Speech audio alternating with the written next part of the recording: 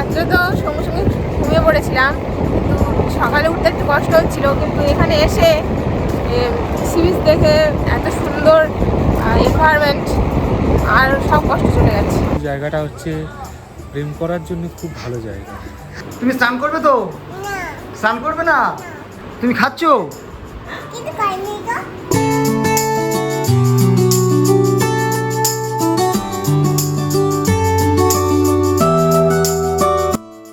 এখন সময় সকাল 10:50 আর আমরা পুরোপুরি গিয়ার আপ হয়ে গিয়েছি। এখন আছি নেচার স্টে গিরি ফার্ম হাউসে। এখান থেকে তো ব্রেকফাস্ট করলাম তোমরা দেখলেই। আর এখন আমরা চলে যাব এখান থেকে দীঘা।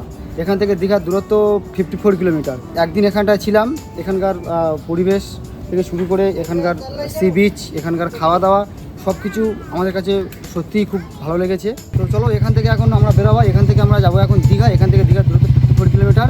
কী করছি না করছি সব কিছু তোমাদের সঙ্গে শেয়ার করে নেবো, শুধু ভিডিওটার সঙ্গে থাকবে। চলো এখন সময় 11:00 আর এখান থেকে বেরাচ্ছি। প্রচণ্ড রোদ আজকে, দেখছো ওয়েদারটা দেখো, প্রচণ্ড রোদ। পল্লব রেডি? আচ্ছা আচ্ছা, সামনে ছায়াতে আছি। ফাইনালি গিরি ফার্ম হাউস থেকে আমরা বেরাচ্ছি। লোকেশান সেট করেছি দীঘা। আর এইরকম রাস্তা, গ্রামের রাস্তা, পুরো বালির রাস্তা, এইরকম রাস্তা দিয়ে যাচ্ছি। বাইক মারিনি, 4 চাকা মেরেছি, এইরকম রাস্তা দেখিয়ে দিল। তবে 55 কিলোমিটারের মধ্যে 47-48 কিলোমিটার আমি রাইড করব উড়িষ্যার মধ্যে, বাকি 7 কিলোমিটার আমি রাইড করব ওয়েস্ট বেঙ্গলে, মানে দীঘার যে বর্ডার ওই বর্ডার দিয়ে ঢুকবো। উদয়পুরের যে উড়িষ্যার বর্ডার আছে ওই উড়িষ্যার বর্ডার দিয়েই ঢুকবো।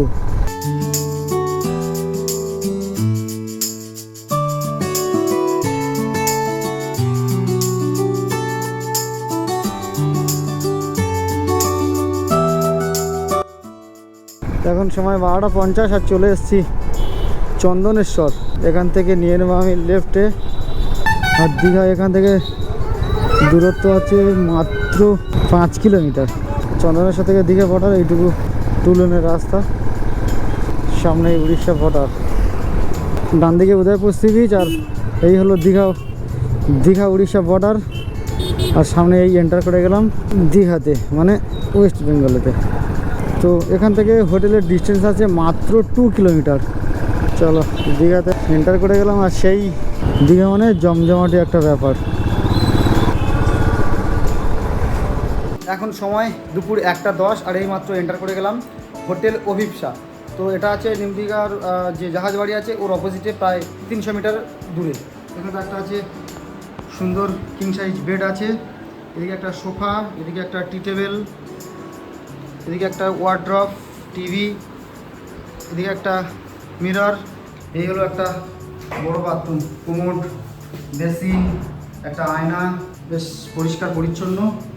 আর এদিকটাতে আছে ব্যালকনি।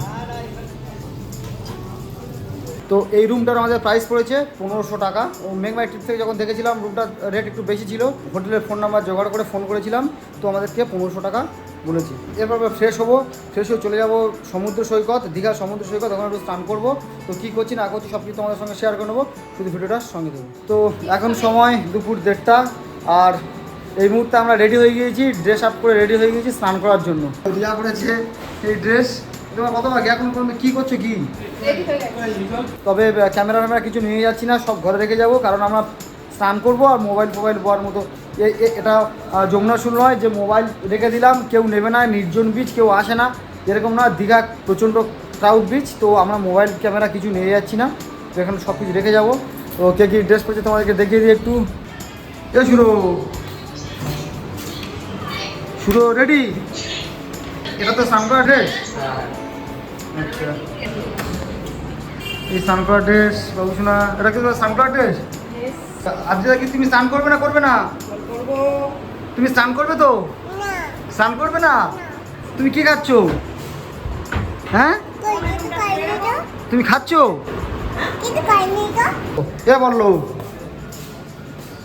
কি জল খাচ্ছে তো বউ নাকি? এখন সময় 6:35 আর আমরা চলে এসেছি ওসিয়ানা বিচ। আমরা সমুদ্র স্নান করে হোটেলে ফিরেছি প্রায় 3:45 আর খাওয়া দাওয়া করতে করতে প্রায় 4:10-15 বেজে গিয়েছিল। তো হোটেলের রুমে ঢুকে মাত্র আমরা একটু রেস্ট ফেস্ট করছিলাম, ঘুমিয়ে পড়েছিলাম, কখন বুঝতেও পারিনি। ঘুম থেকে উঠে আমরা ড্রেস ট্রেস করে চলে এসেছিলাম ঢেউসাগর। তো ঢেউসাগরে এত ভিড়, এতটা লাইন পড়েছে, বাইক রাখারও সমস্যা। তো ওই জন্য আমরা ঢেউসাগরে দাঁড়াইনি, জাস্ট ওখান থেকে চলে একটুখানিটা দূরে, প্রায় 1 কিলোমিটার দূরে আছে ওসিয়ানা বিচ, ওখানটায় চলে এসেছি। এটা একদম শান্ত নিরিবিলি, এখানটায় অতটা কোনো ক্রাউড নেই। সন্ধ্যাবেলা একটু আলো কম আছে, যদিও এখানে বসার জায়গা আছে। তবে ওসিয়ানা বিচে কোনো টিকিট ফি লাগছে না, বাইকের জন্য পার্কিং চার্জও লাগছে না। তবে দীঘাতে এলে আমার এই ওসিয়ানা বিচটাই সব থেকে বেশি ভালো লাগে, কেন কি এটা খুবই নির্জন। আর এই যে এতক্ষণ একটা কীরকম ফিল হচ্ছিল কি বলবো, ঠিকঠাক রেস্ট পাচ্ছিলাম না, ঘুমও হচ্ছিল না। এখানে আসতে এই সমুদ্র পাড়ে ঝাউয়ের হাওয়া সত্যি মনটা ভালো করে দিল। এই মুহূর্তে আছি ওসিয়ানা বিচ, এখানটায় বসার জন্য কিংবা জলটাকে আটকানোর জন্য সেটা জানি না, বেঞ্চ টাইপের করে দেওয়া আছে, সিমেন্টের থাম্বা যাকে বলে সেই রকম। ওই থেকে এখন হাওয়া আসছে, আর এই বিচটা আলো চকমক করছে এরকম না, স্ট্রিট লাইট দেওয়া আছে, জাস্ট সমুদ্র পাড়ে বসে আছি, হালকা আলোর হাওয়া আসছে, আলো মাথা নিতে বেশ দারুণ একটা পরিবেশ। এখানে খুবই নির্জন, খুব বেশি হলে এখানটায় 20 থেকে 25 জন লোক আছে, অনেক বড় এরিয়ার মধ্যে। আর এখানে দোকানপাট বলতে একটা আইসক্রিম দোকান আছে, একটা কুলফি মালাই দোকান আছে, এছাড়া কোনো দোকানও নেই এখানটায়। গেটের মুখে ঢুকতে একটা দোকান দিয়েছিলাম। বিকেলবেলা এলে হয়তো ভালো লাগতো, সূর্যাস্তর সময় আকাশের কোণে লাল রং, সমুদ্র, এগুলো দেখলে ভালো লাগতো। তবে এই যে সন্ধ্যাবেলার ফিলটা ওসিয়ানা বিচে, নির্জনতার সঙ্গে ওসিয়ানা বিচ সত্যি বলতে দারুণ। তো এখন সময় 7:45, আর আমরা ওসিয়ানা বিচে কিছুটা সময় কাটিয়ে আমরা চলে এসেছি। আর এখন যাব নিউ দীঘা। দীঘা এসেছি, আর নিউ দীঘা বিচে না গেলে দীঘা গোটা অসম্পূর্ণ হয়ে যাবে। তো আমরা সত্যি বলতে খুবই টায়ার্ড আছি, তাও চাইছি যে দীঘা নিউ দীঘা সি বিচে আমরা কিছুটা গিয়ে সময় কাটবো। এদের কেমন লেগেছে জিজ্ঞাসা করে নিই। এই যে ওসিয়ানা বিচে ঘুরলে কেমন লাগলো? ওখানে বসে থাকতে খুব ভালো লাগছিল, নির্জন জায়গা, হাওয়া হচ্ছিল, খুব ভালো লাগছিল।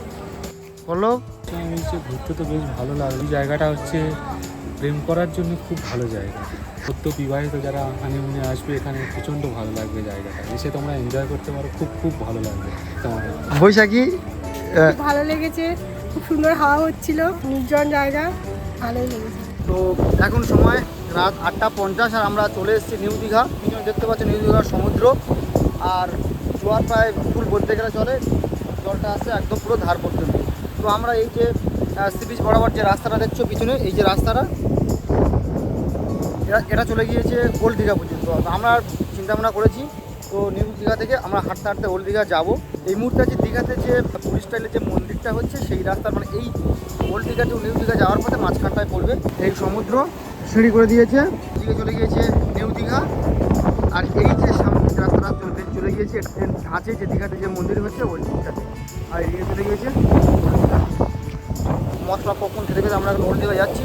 ওখানটা করবো কি আমরা ডিনার করে তারপর আমরা যাবো হোটেলে।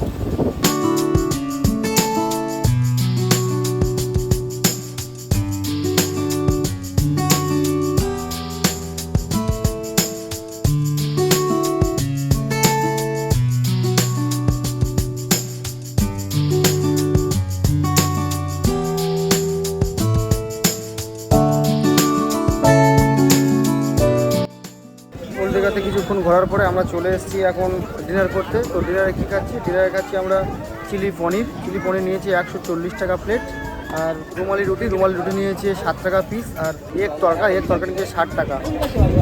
এই মোমোটি এই দোকান থেকে আমরা খাবার অর্ডার করেছি, অর্ডার করে আর এই দোকানের সামনে এইরকম এটা করে খাচ্ছি। Good morning from new Digha. এখন সময় সকাল 6টা, আর এখান থেকে যাচ্ছি মোহনার দিকে। কাল রাতে নিউ দীঘা থেকে ওল্ড দীঘা পর্যন্ত হাঁটতে গিয়েছিলাম, অনেকটা পথ, আর টায়ার্ড ছিলাম, পায়ে হেঁটে ফিরিনি। আমরা ওখান থেকে টোটো পাওয়া যায়, টোটো গিয়েছিলাম, যেখানটায় ভাড়া 20 টাকা করে, সেখান থেকে আমাদের নিল 30 টাকা, কেন কি বাইপাস রোড ধরে আমাদেরকে নিয়ে এসছে, মানে অনেকটাই পথ। আজকের ওয়েদারটা মনোরম, হালকা হাওয়া বইছে, সূর্যটা এখন সেরকম তেজে ওঠেনি, আর দুদিকের রাস্তার পাশে যে গ্রিনারি এটা বেশ সুন্দর।